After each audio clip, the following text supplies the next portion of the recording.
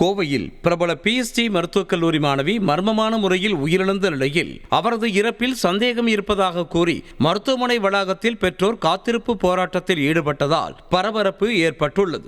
நாமக்கல் மாவட்டம் வகுரம்பட்டியைச் சேர்ந்த கந்தசாமி என்பவருடைய மகள் பவபூரணி பீலமேட்டில் உள்ள பிஎஸ்டி மருத்துவக் கல்லூரியில் முதலாம் ஆண்டு முதுநிலை மயக்கவியல் மருத்துவ படிப்பு படித்து வந்தார். மருத்துவமனையில் பணியில் இருந்தபோது ஓய்வு அறையில் அவர் மர்மமான முறையில் உயிரிழந்து கிடந்ததாக கூறப்படுகிறது. இது தொடர்பாக மருத்துவமனை நிர்வாகம் அலட்சியமாக பதிலளிப்பதாக கூறி மாணவியின் சடலத்தை வாங்க மறுத்து பெற்றோர் போராட்டத்தில் ஈடுபட்டுள்ளனர். எனக்கு காலையில் 8:20க்கு ஃபோன் வந்துச்சுங்க. இறந்து போனது பவபூர்ணி என்னோட பொண்ணு தான். 8:20க்கு ஃபோன் வந்துச்சு. நான் எப்பவுமே வரக்கூடிய கால் புது நம்பராக இருந்தால் கொஞ்சம் யோசிச்சு அதுக்கப்புறம் தான் எடுப்பேன். நான் 2 டைம் அடித்தாங்க, எடுக்கலை. அதுக்கப்புறம் நானாக கால் பண்ணேன். யார் பண்ணீங்க, எங்கேருந்து பேசுகிறீங்கன்னு கேட்டேன். இதுமாரி நீங்கள் பவபூர்ணி அப்பாவா அப்படின்னு கேட்டாங்க. ஆமாம் அப்படின்னேன். இதுமாரி ஹாஸ்பிட்டல்லேருந்து பேசுகிறோம். பவபூர்ணி நைட் டியூட்டி பார்த்தாங்க, 24 ஹவர்ஸ் டியூட்டி. அந்த பொண்ணுக்கு நைட்டு டாக்டருங்கெலாம் சேர்ந்து ஃபுட்டு அரேஞ்ச் பண்ணி வாங்கி சாப்பிட்ருக்குறாங்க. 3 மணிக்கு பேஷண்ட் வந்திருந்தது. ஃபோன் அடித்தோம். பேஷண்ட்டுக்கு ஃபோன் அடித்தோடனே ஃபோனை எடுக்கலை. நாங்கள் தொடர்ந்து அடித்து பார்த்தோம், ஃபோன் எடுக்கலை. காலையில் 7 மணி வரைக்கும் அடித்து பார்த்தோம், ஃபோனே எடுக்கலை. அதுக்கப்புறம் நாங்கள் போய் அதோட பர்சனல் ரூமில் போய் கதவை திறந்து உடச்சி நாங்கள் பார்த்தோம். பொண்ணு திறந்த உடனே பொண்ணு முன்னாடியே கீழே கிடக்குது அப்படின்னு சொன்ன அப்படி அந்த டாக்டர். அப்புறம் பல்ஸு பார்த்தோம், பல்ஸு உயிர் இல்லை அப்படின்னு சொல்லிட்டாங்க. இதுதான் அவங்க நான் சொன்ன விஷயம். எனக்கு 8:20க்கு ஃபோன் அடித்தாங்க.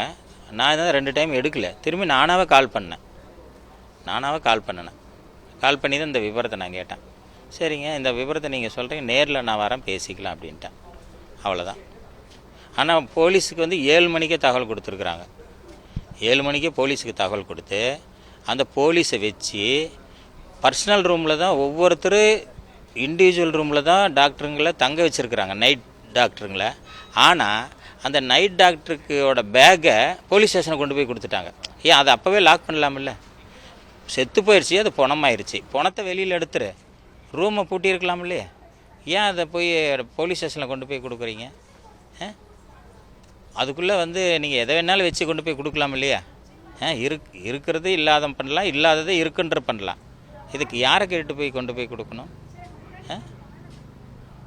இந்த தவறெல்லாம் பண்ணியிருக்கிறாங்க.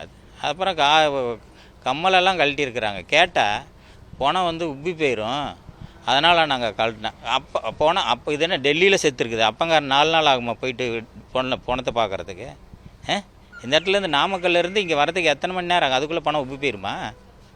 உப்பி போயிடும், அதனால் நாங்கள் கழட்டினோம் அப்படிங்கிறாங்க. ஒரு போலீஸ்காரன் டேபிளில் இருக்கிற பேனாவை நம்ம கையில் தொட முடியாது அனுமதி இல்லாமல். ஆனால் நம்ம பிள்ளையோட இது அனுமதி இல்லாமல் எல்லாத்தையும் செஞ்சுருக்கிறாங்க. அது தவறு தானே அது? அதே மாதிரி கதை உடைச்சது யார்? அவங்கள இங்கே வர வைக்கணும். கழட்டினது யார்? அவங்களே இங்கே வர வைக்கணும். அவங்கக்கிட்ட நான் பேசணும். அப்பங்காரங்கிற முறையில் அவங்கக்கிட்ட நான் பேசணும். அதுக்கப்புறம் தான் அதுக்கு தீர்வு. பெரிய டாக்டருக்கு எத்தனை மணிக்கு தெரியும்? பல்ஸ் பார்த்தாங்க. பெரிய டாக்டர் எத்தனை மணிக்கு வந்தாங்க, எத்தனை மணிக்கு பல்ஸ் பார்த்தாங்க, கூட எத்தனை பேர் வேலை பார்த்துருக்குறாங்க, அந்த ஸ்டாஃபுங்களாம், டாக்டராக இருந்தாலும் சரி, ஸ்டாஃபுங்களாக இருந்தாலும் சரி, நைட்டு இன்சார்ஜு சர்வெண்ட்டாக இருந்தாலும் சரி, யாராக இருந்தாலும் அவங்கெல்லாம் வரணும்.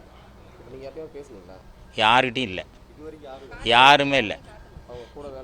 இது வரைக்கும் கொண்டு நிறுத்தலை.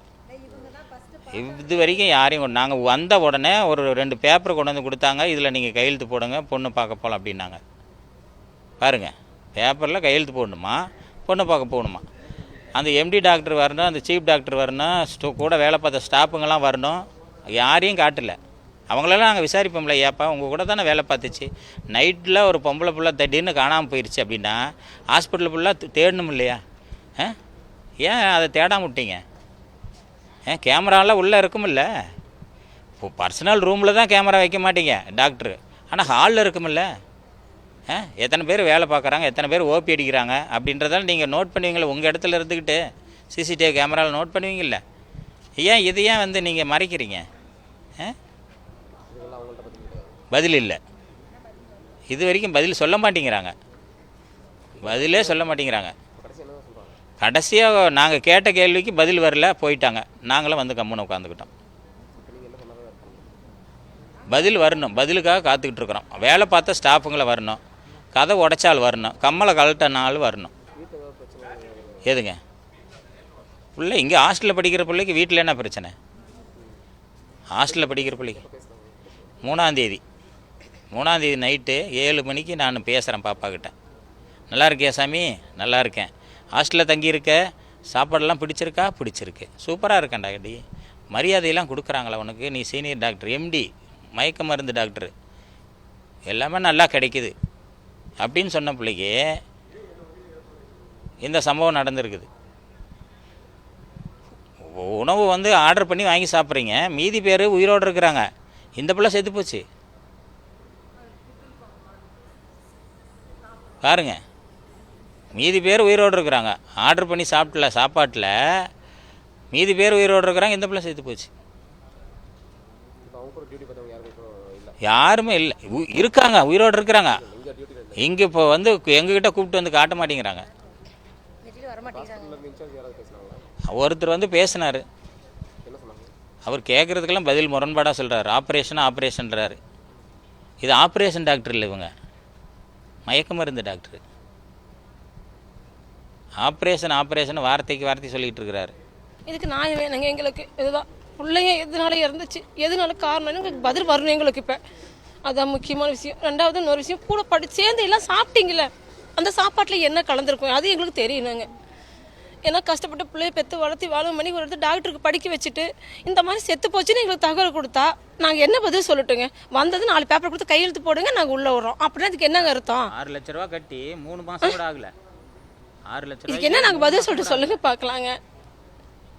1 வருஷத்துக்கு உண்டான ஃபீஸு முன்கூட்டியே கட்டிவிட்டோம். 1 வருடத்திற்கு உண்டான 6 லட்சம் ரூபாயை முன்னாடியே கட்டிவிட்டோம். பயின்றது 3 மாதங்கள் கூட முழுமையாக ஆகலை, இறந்து போச்சு. நிர்வாகம் சொல்கிறது. இப்போ அந்த பணம் எப்படி? 1 வருஷத்துக்கு உண்டான பணம் தானே நாங்கள் கட்டியிருக்கிறோம். 3 மாதத்தில் வெளியில் வந்துருச்சே. போன மாதம் வெளியில் வந்துருச்சா? அந்த பணம் எப்படி வாங்குறது? 6 லட்ச ரூபா எப்படி வாங்குறது? படித்தா தானே பணம் உங்களுக்கு சொந்தம். படிக்கலைன்னா நாங்களாக விருப்பப்பட்டு வெளியில் வந்திருந்தா சொல்லலாம்.